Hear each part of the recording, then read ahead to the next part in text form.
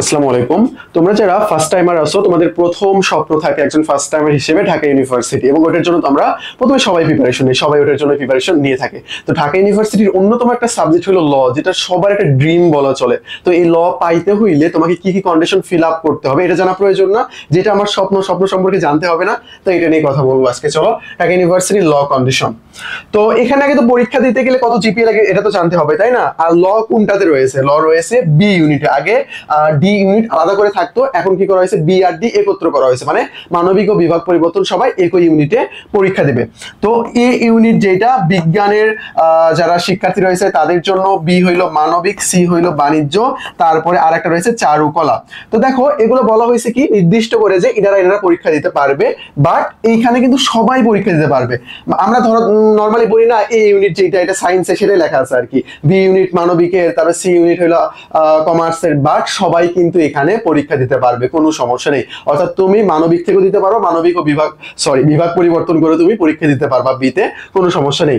তো ওকে, তুমি যদি পরীক্ষা দিতে চাও তাহলে তোমার জিপিএ যেটা লাগতেছে, আমি বি নিয়ে আলোচনা করি চলো, যেহেতু আমরা ল নিয়ে আলোচনা করতেছি।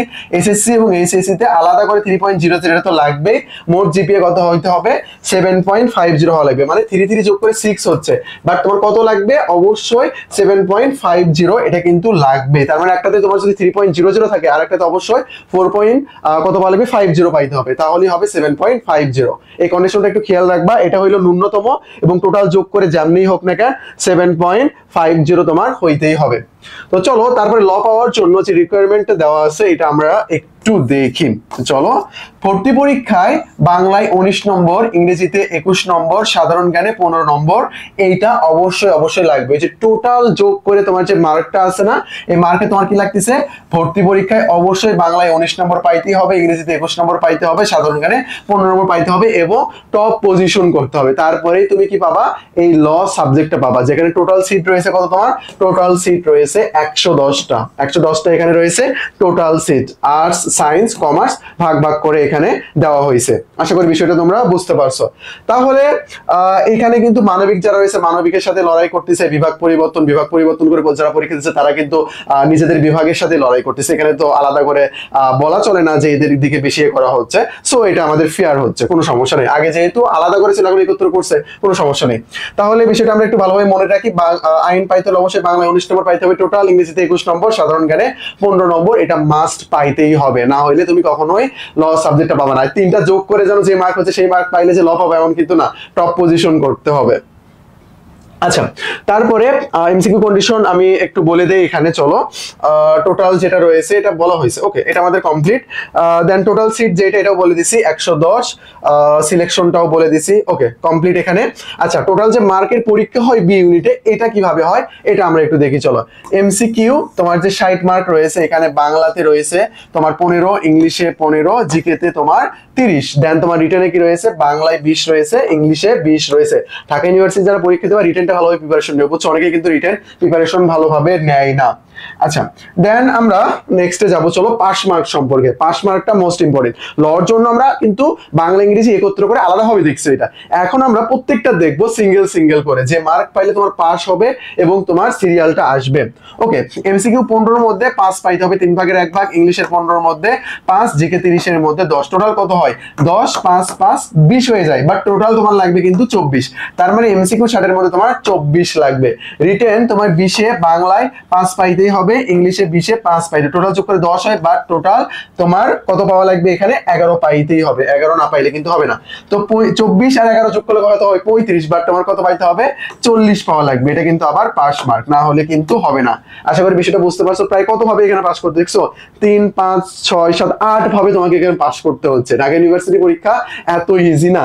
অনেকেই 1 মার্কের জন্য তার পজিশন আসে না, ফেল দেখায়। কেন দেখায়? কারণ ওই 1 মার্কও পায় না কোনো একটাতে, বাট অন্যান্য গুলোতে ভালো ছিল। ওকে, তোমাকে অবশ্যই যেটা জানতে হবে, সাম ফ্যাক্টস অ্যাবাউট টু ডিউ। তোমার ইংরেজি প্রথম পত্র ভালোভাবে পড়তে হবে, কোশ্চেন প্যাটার্ন সম্পর্কে ভালোভাবে জানতে হবে, BCS question bank, DU question bank ভালোভাবে পড়তে হবে, চান্স পাওয়ার জন্য রিটেনটা ভালোভাবে দেখতে হবে, কারণ অনেকে শুধু এমসিকিউ প্রিপারেশন নেয়, রিটেন প্রিপারেশন নেয় না। তারপর জিকে কিছু সিলেক্টেড টপিকস রয়েছে, বারবার রিপিট হয়। একজন শিক্ষার্থী যদি ভালোভাবে পড়াশোনা করে, সবাই 22 থেকে 23টা কোশ্চেন ইজিলি আনসার করতে পারবে। জিকে কোশ্চেনটা ঢাকা ইউনিভার্সিটি কিন্তু অনেক ইজি হয়। নেগেটিভ মার্ক কত? 0.25, 4টা ভুল করলে 1 মার্ক নেগেটিভ কাটা হবে, আর একটা ভুল করলে তাহলে কিভাবে মার্ক টাকাটা হবে, একটা তো ভুল, মার্ক তো পাচ্ছ না, তাহলে 1, আর এইদিকে নেগেটিভ মার্ক কত 0.25, তাহলে 1.25, যেটা 100 থেকে বাদ যাবে যদি তুমি এইভাবে হিসাব করো। এখানে তো 60। ওকে, দেন আমি বলে দিছি এটা, তাহলে তোমার কত মার্ক লাগতেছে টোটাল 60% মার্ক ক্যারি করার চেষ্টা করবা, তাহলে তুমি ইজিলি সাবজেক্ট পেয়ে যাবা। আসন সংখ্যা এটা পরিবর্তনশীল, এটা আমরা পরে দেখবো, সমস্যা নেই, লটটা দেখছি অনেক আমাদের। দেন আমাদের ইংলিশ 10টা ফ্রি বেসিক ক্লাস রয়েছে, টেলিগ্রাম নাম্বারে নক দিয়ে ক্লাসগুলো নিয়ে নাও, ডেসক্রিপশনে লিংক দেওয়া আছে একটা গ্রুপে জয়েন হয়ে যাও। গ্রুপে জয়েন হলে তুমি ক্লাস, মডেল টেস্ট, এক্সাম, পরীক্ষার আপডেট সবকিছু ইজিলি পেয়ে যাবা। আশা করি বিষয়টা বুঝতে পারছো। তারপর ঢাকা ইউনিভার্সিটির জন্য আমাদের ঢাকা ইউনিভার্সিটি ফাউন্ডেশন কোর্স রয়েছে, শুধু ঢাকা ইউনিভার্সিটি না, ঢাকা ইউনিভার্সিটির বিরুদ্ধে অন্যান্য ইউনিভার্সিটির যতগুলো কোর্স আসবে সবগুলোর ফ্রি অ্যাক্সেস পেয়ে যাবে, সবগুলোর জন্য পড়ানো হবে। আর ঢাকা ইউনিভার্সিটি কেন্দ্রিক তো পড়ানোই হবে অনেক ভালোভাবে ইনশাআল্লাহ। এখানকার যা যা বিষয় রয়েছে এগুলো তুমি ভালোভাবে কমপ্লিট করলে ইজিলি চান্স পেয়ে যাবা। চবি বি+ডি ইউনিটের আমাদের চবি কেন্দ্রিক কোর্স রয়েছে, যারা বিউপি তে দিতে চাও বিউপির আমাদের এফএডব্লিউএস এফএসএস কোর্স রয়েছে। আর এই যে আমাদের মেইন ফাউন্ডেশন কোর্সে ভর্তি হইলে অন্যগুলোর তুমি ফ্রি অ্যাক্সেস পেয়ে যাবা। টেলিগ্রাম নাম্বারে নক দিয়ে দ্রুত তোমরা ভর্তি হয়ে যাও। যে আলটিমেট সাজেশন ঢাকা ইউনিভার্সিটিতে কিন্তু 22টার মতো কোশ্চেন হুবহু এখান থেকে কমন ছিল, সব মিলে আমাদের সাজেশন, আমাদের রিসেন্ট পিডিএফ যেটা এবং আমাদের এই বই সব মিলে এখান থেকে হুবহু কমন ছিল। তো বইটা দ্রুত সংগ্রহ করে নাও, ইনশাআল্লাহ 70 থেকে 80% কোশ্চেন কমন চলে আসবে। এই যে আমাদের টেলিগ্রাম নাম্বার, অ্যাডমিশন সংক্রান্ত যে কোনো জিজ্ঞাসা এই টেলিগ্রাম নাম্বারে নক দিয়ে তুমি সলভ করে নিতে পারবা। আশা করি বিষয়টা বুঝতে পারছো। আজকে এই পর্যন্তই, আসসালামু আলাইকুম।